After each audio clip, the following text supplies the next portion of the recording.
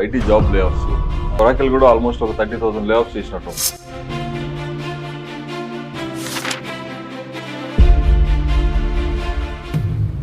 మా ఫ్రెండ్ వాళ్ళ father Andhra Bangladesh retire అయ్యారు రామకృష్ణ. నేను అంకుల్ ఫోన్ చేసి అంకుల్ నాకు విషయం చెప్పండి, మీ బ్యాంక్ లో ఫస్ట్ కంప్యూటర్ ఎప్పుడు వచ్చింది అంకుల్? 84-85 లో వచ్చిందమ్మా అన్నారు. మరి అప్పుడు యాక్సెప్ట్ చేశారా మీరు? అసలు అందరూ వ్యతిరేకించేవారు. 5 years ట్రావెల్ చేశాడు కంపెనీతో. ఇమీడియట్ గా ఒక 400 మంది నేను లే ఆఫ్ చేసేస్తే ఎమోషనల్ పాయింట్ ఆఫ్ వ్యూలో నువ్వు ఇన్ని రోజులు ట్రావెల్ చేసిన దానికి ఎవరు రెస్పాన్స్? వాళ్ళకి వీళ్ళకి అగ్రిమెంట్ ఏంటంటే ఆ ప్రాజెక్ట్ కొన్ని ఏమో ఫైనాన్షియల్ ఇయర్ ఉంటాయి, క్యాలెండర్ ఇయర్ ఉంటుంది. Financial year March ending renew అవుతుంది, క్యాలెండర్ ఇయర్ డిసెంబర్ కి రెన్యూ అవుతుంది. ఇప్పుడు వరాకిల్ తీసుకోండి, వేరే కంపెనీ తీసుకోండి, ఇంత మ్యాన్ పవర్ రిడక్ట్ చేసి ఏం చేస్తున్నాడు? ఈజ్ ఇన్వెస్టింగ్ ఫర్దర్ సమ్వేర్ వెయిట్ లో డేటా సెంటర్స్ లో. మళ్ళీ డేటా సెంటర్ ఏ నడపదు కదా, మళ్ళీ హ్యూమన్ కావాలి కదా. నాకు అనిపిస్తుంది పర్సనల్, కొంతమంది ఎంప్లాయీ ప్రొవిడెంట్ ఫండ్ ఇంతవరకు టచ్ చేయకుండా ఉన్నారు. 1 crore ఉన్నవాళ్ళు. ఎంప్లాయీ ప్రొవిడెంట్ ఫండ్ బేసిక్ లో సమ్ 12% కాంట్రిబ్యూట్ చేస్తేనే 60 లక్షలు అయిందంటే అతను ఓవరాల్ సాలరీ మీద ఎంత ఇన్కమ్ ట్యాక్స్ పే చేసి ఉంటాడు? 1 crore ఇన్కమ్ ట్యాక్స్ పే చేసిన వ్యక్తికి ఈ రోజు ప్రాబ్లం వస్తే గవర్నమెంట్ కదా సపోర్ట్ చేయాల్సింది. ఈ క్వాలిఫికేషన్ మీద కాదు, కంపెనీకి మీరు ఎంత వాల్యూ యాడ్ చేస్తారనే దాని మీద జాబ్లు ఉంటాయి.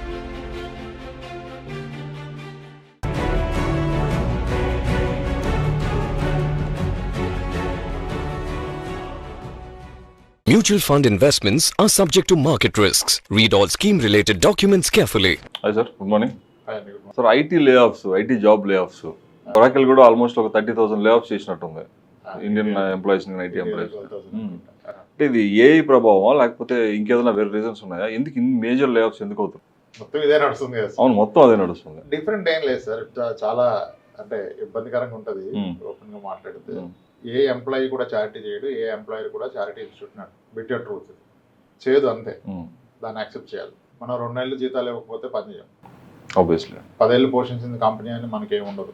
ఉంటే మన ఫ్యామిలీని ఫీడ్ చేసుకోవాలి. 10,000 ఫ్యామిలీస్కి ఉద్యోగం కల్పించిన వ్యక్తి ఈ రోజు జీతం ఇవ్వడానికి కాదు, 4 ఏళ్ల తర్వాత, రాబోయే 3 ఏళ్ల తర్వాత కూడా జీతాలు ఇవ్వే పొజిషన్ ఉందంటే కొన్ని నిర్ణయాలు తీసుకోవాలి. ఈ రోజు సాలరీస్ ఇవ్వగలము.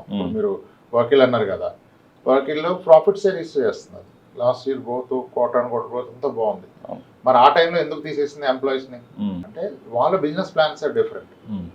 They want to get into data centre, cloud, automotive ఏజెంట్స్కి కొన్ని క్లౌడ్ అవన్నీ బిల్డ్ చేసుకోవటం, అది కొన్ని సాఫ్ట్వేర్ కొనడం, డేటా సెంటర్ బిల్డ్ చేయటం, ఇవన్నీ కావాల్సిన క్యాపిటల్ ఈ మ్యాన్ పవర్ రిడక్ట్ చేసి ఈ కాస్ట్ అక్కడ పెడదానికి ఫీల్ అయ్యారు. ఎక్స్పాన్షన్ చేయాలన్నా లేకపోతే ఇంకేదైనా చేయాలన్నా కూడా ఫస్ట్ మ్యాన్ పవర్ మీద పడతారు ఎవరైనా కూడా. అంటే ఇమీడియట్ గా సడన్ లే ఆఫ్స్ అనేది ఇంతమంది లైఫ్స్ డిస్టర్బ్ అయిపోతాయి కదా. సో ఎందుకు మీరు ముందుగా ఎందుకు ఇంటిమేట్ చేయలేదు అని చెప్పి నా పాయింట్. అయితే నేను ఈ విషయం మీద నాకున్న ఐటీలో ఉన్న ఫ్రెండ్స్ తోని, క్లయింట్స్ తోని మాట్లాడాను. సీనియర్ లెవెల్, యాక్చువల్లీ మా అంటే సీనియర్ లెవెల్లో తీసేస్తున్నారు. వాళ్ళు ఏమన్నారంటే, sir even major IT companies కూడా వాళ్ళకున్న ఎండ్ కస్టమర్ కాంట్రాక్ట్స్ ఒకటి ఫైనాన్షియల్ ఇయర్లో రెన్యువల్ ఉంటాయి, ఒకటి ఫైనాన్షియల్ ఇయర్ రెన్యువల్స్ ఉంటాయి. ఓకే, అంటే they are serving some other client కదా. ఆ క్లయింట్స్ ఏం చేస్తారంటే మీకు రెన్యువల్ డేట్కి 15 days ముందే చెప్తారు. either red flag or green flag. Client వాళ్ళ క్లయింట్ 15 days ముందే చెప్తాడు. జస్ట్ 15 days ముందు రెడ్ ఫ్లాగ్ ఇచ్చాడు, we will not be able to continue this project further. అప్పుడు మరి ఆ ప్రాజెక్ట్ లో పనిచేసే వాళ్ళంతా ఏమైపోతారు? ఇప్పుడు వాళ్ళని ఎఫర్ట్ చేయలేరు కదా. ఇప్పుడు లే ఆఫ్స్ ఓకే, కానీ ఇమీడియట్ లే ఆఫ్స్ అనేది అంతమంది ఎంప్లాయీస్ లైఫ్స్ డిస్టర్బ్ అవుతాయి కదా. ఎందుకు ముందుగా ఇంటిమేట్ చేయలేదు? ఈ ఇన్ఫర్మేషన్ ముందుగానే ఉంటుంది. ఎందుకంటే జనరల్ లే ఆఫ్స్ జరుగుతుంటాయి ఎవ్రీ మంత్, లో లెవెల్ మేనేజ్మెంట్ నుంచి, ఎంప్లాయీస్ నుంచి హై లెవెల్ మేనేజ్మెంట్ జరుగుతుంటాయి. ముందుగా ఇంటిమేషన్ ఇస్తే వాళ్ళంటూ ఇంకొక ఆల్టర్నేట్ ఎత్తుకుంటారు కదా. ఇది సడన్ లే ఆఫ్స్ అనేది ప్రాబ్లం కదా. మోస్ట్ ఆఫ్ ద కేసెస్ లో క్వార్టర్లీ రివ్యూలో జరుగుతాయి. ఎస్, కొన్ని ఆర్గనైజేషన్స్ లో రీసెంట్ వాటిలో జరగలేదు. ఎందుకు జరగలేదంటే ఇప్పుడు మనం వర్క్ చేస్తున్న కంపెనీకి ఒక ఎండ్ కస్టమర్ ఉన్నాడు, ఒక ఎండ్ క్లయింట్ ఉన్నారు కదా. ఇప్పుడు వాళ్ళకి వీళ్ళకి అగ్రిమెంట్ ఏంటంటే ఆ ప్రాజెక్ట్ కొన్ని ఏమో ఫైనాన్షియల్ ఇయర్ ఉంటాయి, కొన్ని క్యాలెండర్ ఇయర్ ఉంటాయి. Okay, financial year March ending renew అవుతుంది, క్యాలెండర్ ఇయర్ డిసెంబర్ కి రెన్యూ అవుతుంది.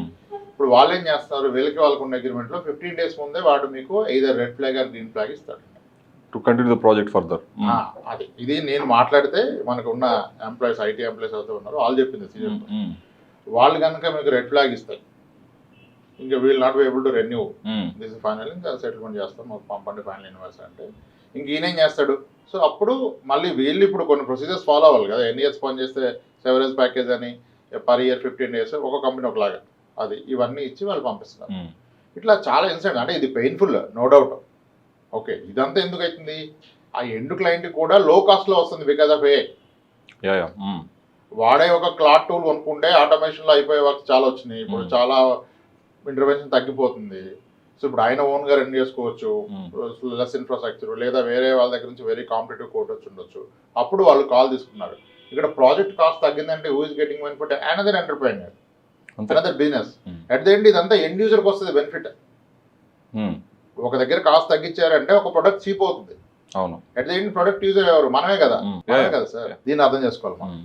సో అట్లా వాళ్ళకి నోటీస్ పెట్టి తక్కువ ఉండి వాళ్ళు తీసారు. అయితే కొన్ని ఇన్సిడెంట్స్ మేము విన్నాయి. ఈవెన్ 8 months బ్యాక్ కూడా మా క్లయింట్ చెప్పింది, ఒక కంపెనీలో, bigger IT company, type 2 IT కంపెనీలో, ఒక ప్రాజెక్ట్లో పనిచేస్తున్న 28 members వాళ్ళు 8 members-కి నోటీస్ పెట్టి సర్వ్ చేసి వెళ్ళిపోమని చెప్పారు. ఇంత టైం ఇస్తాము, ఈ టైం చూసుకోమని చెప్పారు. వీళ్ళు ఏం చేశారు తెలుసా, ఎందుకు మన సన్నగా అని ఈ ప్రాజెక్ట్ మేనేజర్స్ వీళ్ళంతా కూర్చొని మాట్లాడుకుంటే ఈ ప్రాజెక్ట్ వేరే క్లయింట్ వేరే వాళ్ళకి ఇచ్చారు.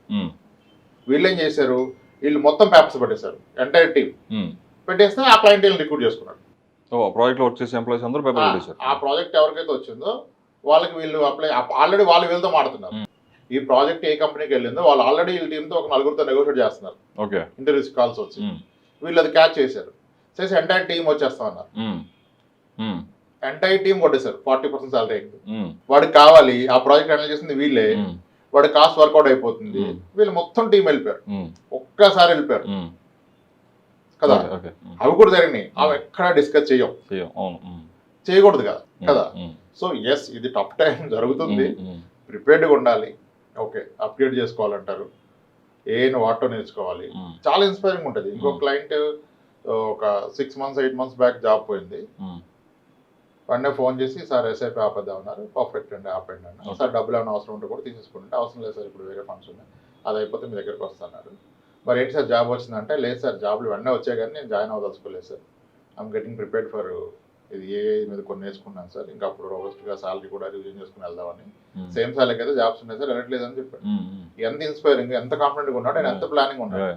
అంటే ఇట్స్ టైం, మీరు అప్డేట్ చేసుకోవాలి. వాల్యూ అడిషన్ సార్, ఇప్పుడు మీ క్వాలిఫికేషన్ మీద కాదు, కంపెనీకి మీరు ఎంత వాల్యూ యాడ్ చేస్తారనే దాని మీద జాబ్లు ఉంటాయి. అంటే నీ నుంచి నేను ఎంత సంపాదిస్తాను దాన్ని బట్టి నేను మీకు సాలరీ ఇస్తాను, సింపుల్ లాజిక్. ఇప్పుడు ఇన్నాళ్ళు 7 times ఏదో ఉండేది. ఒక ఎంప్లాయీకి మనం ఇచ్చిన సాలరీ మీద 7 times మనం ఇన్కమ్ అని చేయాలి అతను చేసే పని మీద. అది లేనప్పుడు, అది వర్కౌట్ అవునప్పుడు మరి సాలరీస్ పెంచారు. సాలరీస్ పెరిగే, నిజానికి పెరిగే సాలరీస్, నో డౌట్, ఎవరు డినే చేయలేరు అది. సో అప్పుడు మరి యాక్షన్ తీసుకుంటారు కదా. కానీ ఇవన్నీ షిఫ్ట్ అవుతాయి సార్. ఇప్పుడు వరకులే తీసుకోండి, వేరే కంపెనీ తీసుకోండి, ఇంత మ్యాన్ పవర్ రిడక్షన్ చేసి ఏం చేస్తున్నాడు, ఈజ్ ఇన్వెస్టింగ్ ఫర్దర్ సమ్వేర్, వెయిట్ లో డేటా సెంటర్స్ లో. మళ్ళీ డేటా సెంటర్ నడపదు కదా, మళ్ళీ హ్యూమన్ కావాలిగా. అవును, హ్యూమన్ కావాలి కదా. ఇప్పుడు ఏ యూజ్ పెటాబైట్స్ ఏదో డేటా వస్తుంటారు, అంత డేటాని స్టోర్ చేసేది ఎక్కడ? Data centres. Massive data centres build చేయాలి, అంత ఇన్ఫ్రాస్ట్రక్చర్ బిల్డ్ చేయాలి. మరి ఇన్ఫ్రాస్ట్రక్చర్ బిల్డ్ చేయడానికి ఎంప్లాయ్మెంట్ క్రియేట్ అవుతుంది, దాని మేనేజర్ని క్రియేట్ అవుతుంది, దానికి పవర్ కావాలి, యూజ్ రిసోర్సెస్, పవర్ రిసోర్సెస్, ఎంత పవర్ కన్జ్యూమ్ చేస్తుంది, ఎంత స్టోరేజ్ కావాలి, ఇదంతా మళ్ళీ క్రియేట్ అవుతుంది. మేబీ కొంచెం టైం పడుతుంది. సో ఫస్ట్ ప్యానిక్ అవ్వద్దు, స్ట్రెస్ అంతా మీరు ఒక్కళ్ళే తీసుకోవద్దు. ఫస్ట్ చెప్పండి, ఇంట్లో చెప్పకుండా దాద్దాం అనే ప్రయత్నం చేయకండి. మీ వైఫ్కి, అమ్మ నాన్నకి, భార్య పిల్లలకి అందరికి చెప్పండి. మీ పిల్లలుంటే పిల్లలకు కూడా చెప్పండి. ఓకే, నిజానికి ఈ మధ్య ఫార్మాలో కూడా మేము విన్నాం, మా క్లయింట్స్ లాస్ట్ టైం పిలిచారు సార్, మార్నింగ్ పిలిచారు, పెట్టేమంటే పెట్టేశారు సార్ అని చెప్పారు. ఫిబ్రవరి లాస్ట్ ఫ్రైడే కూడా చాలా విన్నాను నేను, అంటే మా దగ్గరకు వచ్చినాయి మన క్లయింట్స్. ఇప్పుడు రీసెంట్గా అయితే మల్టిపుల్ వచ్చినాయి.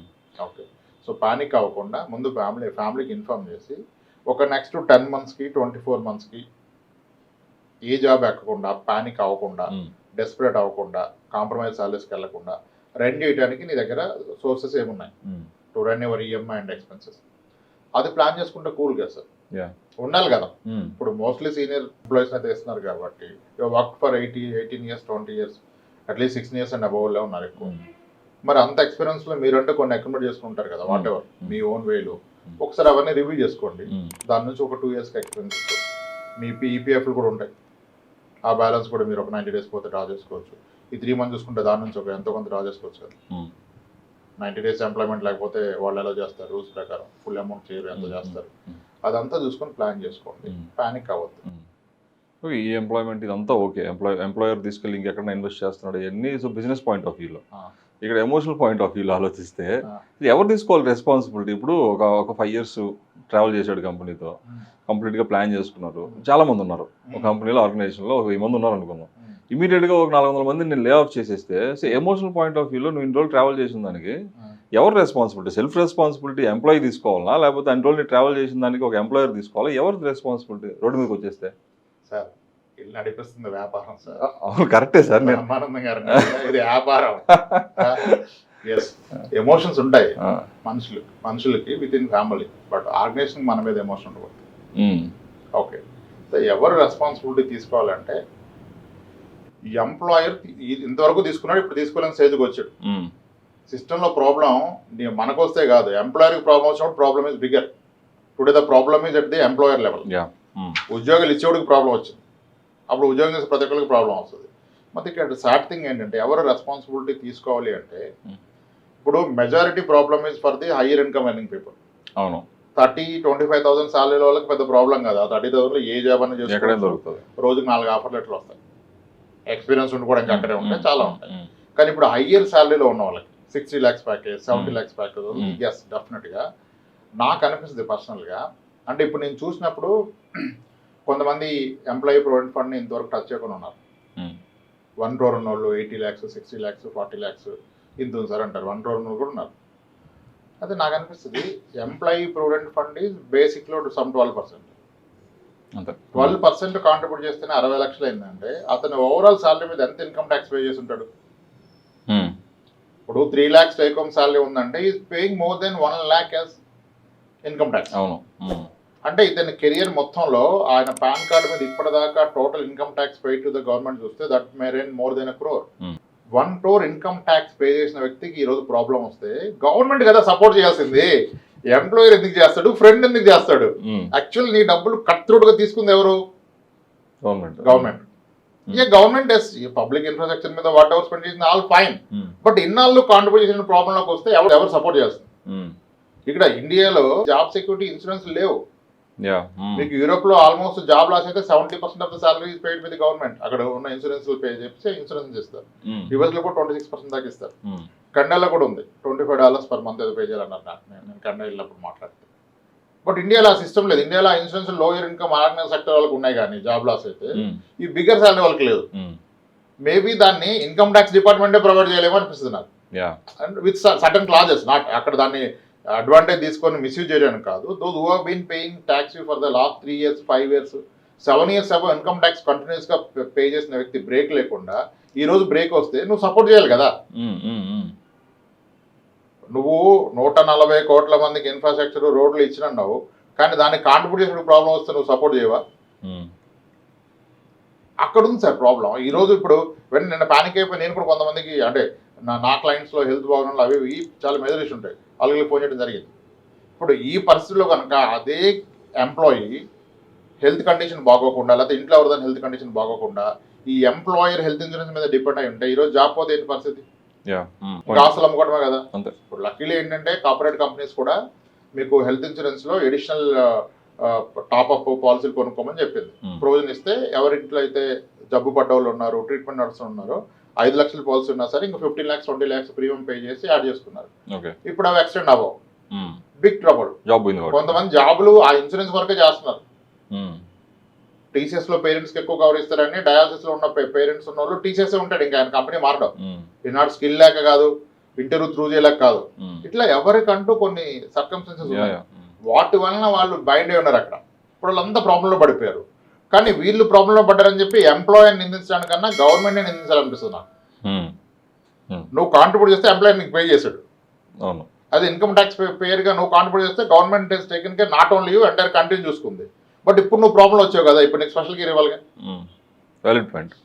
అది కనుక ఏమన్నా ఇప్పుడు హయ్యర్ సాలరీ ఉన్న వాళ్ళకి ఒక insurance concept from government side లేదా ఇన్కమ్ ట్యాక్స్ డిపార్ట్మెంట్ నుంచి ఉంటే ఇటువంటి టఫ్ టైమ్స్లో వాళ్ళు ధైర్యంగా ఉండగలుగుతారు.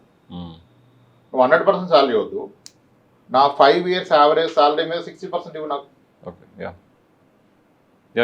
నాకు అంత ఇవ్వలేవు, నా 5 years యావరేజ్ సాలరీ ఎంత రాదు నీకు తెలుసు. 5 years ఎంత అమౌంట్కి నేను ఇన్కమ్ ట్యాక్స్ పే చేశానో దాంట్లో పర్ మంత్ 50% కనుక నువ్వు నా గవర్నమెంట్ సపోర్ట్ చేస్తే you will again come back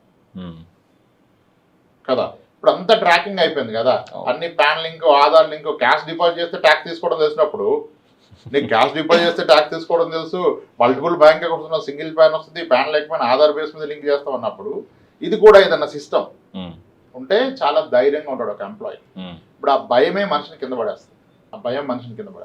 so technology changes ఆపలేము sir, ఇవి జరుగుతూనే పోతాయి. ఈ టైం తర్వాత సెటిల్ అవుతారు, కానీ ఇప్పుడు ఎక్కువ ప్యానిక్ అవుతారు. మా ఫ్రెండ్ వాళ్ళ ఫాదరు ఆంధ్ర బ్యాంక్లో రిటైర్ అయ్యారు, రామకృష్ణ అంకుల్ అని. నేను అంకుల్ ఫోన్ చేశాను, అంకుల్ నాకు విషయం చెప్పండి, మీ బ్యాంక్లో ఫస్ట్ కంప్యూటర్ ఎప్పుడు వచ్చింది అంకుల్ అన్న. 84-85లో వచ్చిందమ్మా అన్నారు. 85లో వచ్చింది, మరి అప్పుడు యాక్సెప్ట్ చేశారా మీరు అన్న. లేదు, అసలు అందరూ వ్యతిరేకించామన్నారు. ఇండియన్ బ్యాంకింగ్ వ్యవస్థలో ఆర్బీఐ అండ్ స్టేట్ బ్యాంక్లో 1970s వచ్చినా సరే రంగరాజన్ కమిటీ ఇచ్చిన రిపోర్ట్ మీద 1984-85లో అన్ని బ్యాంక్స్లో కంప్యూటర్స్ ఇంట్రడ్యూస్ చేశారు. రాజీవ్ గాంధీ పిఎం ఉన్నప్పుడు మొత్తం బ్యాంకింగ్ వ్యవస్థ దాన్ని వ్యతిరేకించింది. అంటే కంప్యూటర్స్ వస్తే మాకు జాబ్లు పోతాయి. అదే ఇనిషియల్గా ఇచ్చింది సీనియర్ ఎంప్లాయీస్ కి. వాళ్ళు మేము కంప్యూటర్ కీబోర్డ్ కొట్టమని చెప్పారు, ఒక్క వేలుతో కొట్టేవాళ్ళం ఇట్లా సుమ్ము. వాళ్ళు అసలు ఇంకా సుమ్ము లేదు, దాన్ని అసలు మేము ఆపరేట్ చేయమని చెప్పారు. అలా చెప్పినంతా మాస్ ట్రాన్స్ఫర్ చేశారు రూరల్ ఏరియాకి. అంటే సిటీస్ లో ఫస్ట్ పెట్టారు, వీళ్ళంతా రూరల్ ఏరియాకి ట్రాన్స్ఫర్ కొట్టారు. అయితే ట్రాన్స్ఫర్ చేసుకుని వెళ్ళిపోయారు, కానీ మేము కంప్యూటర్ ఆపరేట్ చేయమని చెప్పారు. అటువంటిది ఈ రోజు కంప్యూటర్ లేకుండా బ్యాంకింగ్ వ్యవస్థ నడుస్తుందా? కంప్యూటర్ బ్యాంక్ లో రావడం వలన ఏమన్నా లాస్ వచ్చిందా? ఎంప్లాయ్మెంట్ తగ్గిందా? అసలు ఈ రికార్డ్స్ అని ఎలా మెయింటైన్ చేస్తారు? 1990s వరకు కూడా ఒక బ్రాంచ్ తగలబడిపోతే రికార్డ్స్ ఆర్ గాన్. ఇప్పుడు సెంట్రలైజ్డ్ రికార్డ్స్ కదా, ఇదంతా ఓన్లీ బికాజ్ ఆఫ్ ఐటీ. కంప్యూటర్ని వచ్చి ఐటీని చేసి సర్వర్స్, డేటా సెంటర్స్, బ్యాకప్, ఇది లేకుండా అసలు వ్యవస్థ ఎక్కడ నడుస్తుంది? అది నెక్స్ట్ లెవెల్కి వెళ్ళింది విత్ ఏఐ అంటారు. దీనివల్ల మన లైఫ్స్ కంఫర్ట్ అయిపోతాయి. ఇప్పుడు మెనీ ప్రొఫెషనల్స్ లైఫ్స్ ఎంత ఈజీ అయిపోయింది. ఇప్పుడు ఎడిటింగ్ ఎంత ఈజీ అయిపోయింది, థంబ్నెయిల్ డిజైనింగ్ ఎంత ఈజీ అయిపోయింది. చాలా ఎఫెక్టివ్గా ఇంట్లో ఒక సింగిల్ మ్యాన్ మొత్తం యూట్యూబ్ అంతా నడుపుకుంటున్నారు కదా కొత్తగా వచ్చిన వాళ్ళు. ఒక లెటర్ కొట్టాలంటే, ఒక ఐటనరీ తయారు చేయాలంటే, మా పిల్లలు మొన్న నేను చెప్పొస్తే ఈవినింగ్ కల్లా ఏం చూసి సింగపూర్లో ఒక 7 days స్టే చేయాలంటే ఐటనరీ రెడీ చేస్తారు. ఎక్కడ స్టే చేయాలంతా మొత్తం అది ప్రాపర్గా వచ్చేసింది. ఏంటది ఎలా పాసిబుల్ సార్? ఇదంతా ఇంత ఫ్రీ ఆఫ్ కాస్ట్ అన్నట్టే కదా మనకి. What is that we are spending? Zero cost అంతే. At then they make money. ఇప్పుడు WhatsApp is zero cost, but WhatsApp is zero cost. How they make revenue? Data. ఆ data storage is data centre కదా. అంటే other infra build అవుతుంది, other options వస్తాయి, మీరు దానికి ready అవ్వాలి. అంతే సార్. ఇక్కడ అంటే ఎస్ పెయిన్ఫుల్, దాన్ని డినే చేసేది లేదు, కానీ ఈ పెయిన్ని మీరు అర్థం చేసుకోండి. అంటే చేంజెస్ జరుగుతాయి, చేంజెస్ని ఆపలేము. అయితే ఇంకా మీరు దీనికి అడాప్టబిలిటీ నేర్చుకోవాలి. Different and good initiative sir మీరు చెప్పింది. ఎందుకంటే నాకు తెలిసి మొన్న మీరు అన్నట్టు యూరోప్లో, యూఎస్లో వాటిలో జరుగుతుండొచ్చేమో, కానీ మన ఇండియాలో అది మోస్ట్ ఓవర్లుక్డ్ థింగ్ ఇది. ఎందుకంటే ఒక high paying, I mean high earning customer, high income tax payer ఎవడన్నా ప్రాబ్లంలోకి వస్తే ఇట్లాంటి క్రైసిస్లో నిజంగా గవర్నమెంట్ అనేది ఎక్కడో ధర ఒక స్టాండ్ బై లాగా నిలబడాలి, సపోర్ట్ సిస్టమ్గా. అది నిజంగా అందరూ లేదు, ఎందుకంటే బిలో పవర్టీ లైన్ వాటి మీద ఎక్కువ ఫోకస్ ఉంటుంది ఇన్ఫ్రా మొత్తం. అంటే ఎక్కువ జీతం వచ్చేవాడు కక్ష సార్ జనాలకి. అందరికి ఉంటుంది. మనకు కష్టం వస్తే కష్టం కాదు, పక్కోడు సుఖపడితే మనకు కష్టం. వాడికి ఏదైనా ఉంటే మనకు బాధ, మనకు లేదని బాధ లేదు, వాడికి వచ్చిందని బాధ. ఇప్పుడు 3 లక్షల సాలరీ అనగానే అందరికి కష్టం వచ్చేస్తుంది. కానీ దానికి ఎంతో టాలెంట్, డెడికేషన్, వర్క్ ఇవన్నీ ఉంటేనేగా. దానికి ఎవడిస్తాడు? అలా ఇస్తే ఎన్ని రోజులు ఇస్తాడు? అంతే కదా. ఫ్రీగా ఇస్తే ఎవడైనా ఎన్ని రోజులు ఇస్తాడు కదా. సో వ్యవస్థ అలా అయిపోయింది. సో మళ్ళీ ఇంకోటి ఏంటంటే వాళ్ళకున్న ఏజ్ గ్రూప్ కొత్త విషయం నేర్చుకోవడం కష్టం. ఇప్పుడు సీనియర్ పొజిషన్లు అంటే 46, ఎక్కువ 48, 50, 51, 50 years. ఇప్పుడు అడాప్టబిలిటీ అన్నారు. ఓకే 50 years ఏజ్ గ్రూప్ లేదా 45+ ఉన్న ఏజ్ గ్రూప్ వాళ్ళు నేర్చుకోవడం కూడా కష్టమే. కానీ ఒకవేళ నిజంగా ఇట్లాంటి క్రైసిస్ని ఫేస్ చేయాలంటే అసలు వాళ్ళు ఏ కొత్త స్కిల్స్ ఏం నేర్చుకోవాలి ఇప్పుడున్న జమానాలో? ఏం నేర్చుకోవాలి కాదు, ముందు నేర్చుకోవాలి ఫస్ట్. ఏదో ఒకటి నేర్చుకోవాలి ఫస్ట్. మీరంటూ నేర్చుకుంటే ఇంకా అది కంటిన్యూ అవుతుంది. కానీ ఆ స్కోప్ కూడా ఇవ్వాలి. ఇప్పుడు 13 years ఇప్పటికీ 13 hours a day పనిచేస్తున్న ఎంప్లాయీస్ ఉన్నారు. ఇప్పుడు మొన్న ఒక ఆయన కూడా చూస్తే 13 hours per day పనిచేస్తున్నాను కూడా తీస్తారన్నాడు. 13 hours per day last 2 years చేసి ఇప్పుడు డయాబెటీస్, బీపీ అన్ని వచ్చేస్తాయి. ఇప్పుడు నన్ను తీస్తారంటాడు ఆయన. అదృష్టం కదా సార్ అంట. అదృష్టం కదా సార్ దేనికైనా. ఇప్పటికైనా దేవుడు కరించాడు మిమ్మల్ని. దాంట్లో ఉంటే అయిపోతారు కదా ఇంకైనా. ఇంకా జబ్బులు పెరిగిపోద్ది, టేస్ట్ అంటే ఓపెన్ అవుట్ అయిపోద్ది. ఏం చేసుకుంటారు సార్? సరిపోతాయండి మీకున్న డబ్బులు. అది knowing how much is enough అనేది కూడా తెలవట్లేదు. సో చాలా ఇప్పుడు తీసిన వాళ్ళు కొంతమంది చాలా అంటే అట్లీస్ట్ ఒక 30% people are discipline sir. Top bracket కింద వాళ్ళు దే బీన్ ఎర్నింగ్ మనీ కదా, దే మేడ్ ఇనఫ్ అసెట్స్. సరిపోద్ది అది. సో బట్ ద పాయింట్ వాళ్ళు మిస్ అవుతుంది అంటే how much is too much అనేది తెలియదు. ఎంత ఎక్కడ ఆపాలి ఎంత ఇప్పుడు ఆ స్టేజ్కి వచ్చారు, ఇప్పుడు నేను నాకు ఉన్న వాళ్ళు ఒకరిద్దరికైతే ఇంక మీరు అసలు జాబ్ ఎక్కొద్దని చెప్పి అవసరమే లేదని చెప్పి, అసలు ఎందుకు ఇంత ఆలోచిస్తున్నారు, అసలు అవసరం లేదు, మీకున్నది మీరు ఖర్చు చేయగలరా పోయేలోప, చేయలేరు, మీ అసెట్సే మిమ్మల్ని క్రాస్ చేస్తాయి, మీరు మీ అసెట్స్ దాటి ముందుకు వెళ్ళలేరు, అన్ని సెట్ చేసాం కదా, ఇంకెందుకు టెన్షన్. అది అంటే అందరికి కాదు, వెరీ మైన్యూర్ పర్సంటేజ్ వాళ్ళు తెలుసుకోవాలి, అంత అసెస్ చేసుకోవాలి సార్, మనకి ఎంత ఉంది కాదు, ఇది ఎన్ని రోజులు మనం ఫీడ్ చేయగలుగుతాం. ఈవెన్ అంటే లైఫ్ లాంగ్ ఫీడ్ చేయకపోయినా 3 years ఫీడ్ చేస్తాను గ్యారెంటీ ఉంటే ఇంకా నీకు ప్యానిక్నెస్ లేదు కదా, కూల్గా ఉండొచ్చు కదా. అది ఈ అందరు ఇంకా ఒకసారి పర్సనల్ ఫైనాన్స్ని రివ్యూ చేసుకోవాలి అంతే. మనం ఎప్పుడో చెప్పాం, మీకు గుర్తుందా, 3 months బ్యాక్ చేసాం. ఈ టఫ్ టైం వస్తే ఏం చేయాలంటే ముందే ఓడీ లోన్స్ తీసుకొని అవసరం లేకపోయినా ఫ్లెక్సీ లోన్స్ లాగా ఇస్తారు మీకు బజాజ్ ఎన్బిఎఫ్సి వాళ్ళు, వేరే నీవు only pay interest, pay slips ఉన్నప్పుడు అది తీసి పెట్టుకోండి. సో దట్ పోతే మీరు తీసుకున్న అమౌంట్ నుంచే పోతుంది, మీరు ఈఎంఐ ప్లస్ మీ లైవ్లీహుడ్ తీసుకున్నా ఒక 3 years 4 years మేనేజ్ ఈ లోపు ఏదో ఒకటి వస్తుంది, ఏదో ఒకటి సెట్ చేసుకుంటాం కదా అని చెప్పారు. ఇప్పుడు ఏమన్నారు, ఫస్ట్ రౌండ్ ఆఫ్ లేఆఫ్స్ అయినా సెకండ్ రౌండ్ ఉందన్నారు. ఇప్పుడు ఉన్న వాళ్ళన్నా ప్రిపేర్ అయిపోండి, హోమ్ లోన్ మీద టాప్అప్ లోన్స్ ఫ్లెక్సీ లోన్స్ తీసి పెట్టుకోండి. లోన్ తప్పే, కానీ ఇప్పుడు వచ్చే పరిస్థితులు ప్రిపేర్డ్గా ఉండాలి, తప్పలేదు కదా. ఇప్పుడు అలాగే ఉంటే ఈ లోన్ ప్రీ క్లోజ్ చేసుకోవచ్చు, ఏం ప్రీ క్లోజింగ్ ఛార్జెస్ లేని లోన్స్, ఈ ప్రాబ్లం ఏంటి, తీసి పెట్టుకుంటే వాళ్ళైనా ఇప్పుడు అంతే చాలా ఎఫెక్టివ్ రేట్ 10.25 9.99 10% వచ్చేస్తుంది పర్సనల్ లోన్స్. ఆ రేట్లో తీసుకొని పెట్టేసుకోండి, ఆ రేట్లో తీసి పెట్టుకుంటే డన్ కదా. ఇట్లా ప్లాన్ చేసుకోవాలి. అంటే పానిక్ కావడానికి ఏం లేదు, ఇప్పుడు ఇన్ని లేఆఫ్స్ అవుతాయి, 80% ఐటీ జాబులు పోతాయంటే ఏదంటే అది మాడుకోవచ్చు, పోతే వీళ్ళంతా ఏమవుతారంటే ఇక నన్ను పెళ్లి చేసుకోకపోతే 50 పోవడం అంటే ఏముంటుంది సమాధానం, ఏం కాదు అందరం చూసుకుంటే ఇది కానీ కూడా వేసుకుని పోతాం, ఇది ఐటీ లేకుండా కంట్రీ బ్రతకలేదు కదా. బట్ కానీ వాళ్ళకి అవసరం, వీళ్ళందరినీ మళ్ళీ పిలిచి పిలిచి ఇవ్వాల్సిన జాబులు, టైం పడుతుంది. కొంచెం మనం కూడా ఆ స్కిల్స్ ఎన్విరాన్మెంట్కి అడాప్టబిలిటీ పెంచుకొని కాస్త ప్రిపేర్డ్గా ఉంటే పేజ్గా వచ్చే ప్రాబ్లం ఏం లేదు. ఇనిషియల్గా అయితే ఈ ప్రజెంట్ సిచ్యువేషన్ ఉన్న పర్సనల్ ఫైనాన్స్ ప్రెజర్ని ట్యాకిల్ చేయడానికి ఇమ్మీడియట్గా మీరు మీ ఎర్లియర్ కొలీగ్స్ని రిపోర్టింగ్ బాస్ని ఒక 30-40 మంది టచ్లోకి వెళ్ళిపోయి సివిల్ అప్లోడ్ చేసుకొని ట్రెండ్ ఏంటి, రిక్రూట్మెంట్స్ ఏం నడుస్తున్నాయి, అవి మాక్ ఇంటర్వ్యూస్ ఏఐలో మీరు పెట్టుకుని ఏనాడని చెప్పేస్తుంది కదా, ఏ మమ్మల్ని మాక్ ఇంటర్వ్యూస్ ప్రిపేర్ చేస్తుంది, మీకు సివి ప్రిపేర్ చేస్తుంది, it will tell you opportunities. As well ఒక 30-40 మంది ఎక్స్ కొలీగ్స్ అందరినీ లింక్డ్ఇన్లో అక్కడికి వెళ్ళేసి టచ్లోకి వెళ్ళి కాస్త పార్టీలు గీటీలు సిట్టింగ్లు అటు ఇటు కలిస్తే వాళ్ళు కాన్ఫిడెన్స్ ఇస్తారు, చెప్తారు ఎక్కడేం జరుగుతుంది, షుడ్ నో కదా, ఇన్నాళ్ళు ఒకే దగ్గర ఉన్నారు, ఇప్పుడు come out and talk to people. ఈ గ్యాప్ లో ఉద్యోగాలు పోయి వ్యాపారాలు చేసి కోట్లు సంపాదించిన ఆయన మీకు ఇంకొక ఆపర్చునిటీ ఇవ్వచ్చు. ఏ వాళ్ళు ఉద్యోగాలు పోతాయని భయపడడం కంటే కూడా అదే మన క్రైసిస్ నుంచి బయట వేస్తుంది, ఖచ్చితంగా వేస్తుంది. ఈరోజు ఎన్ని ప్రొఫెషన్స్కి ఏ వలన కంఫర్ట్ అయిపోయింది, అవును మమ్మల్ని రీప్లేస్ చేస్తుంది అనుకునే దానికన్నా అసలు మనకెంత కంఫర్ట్ ఉంది దీన్ని వాడుకుంటే చూసుకోవాలి కదా, అంతే కదా.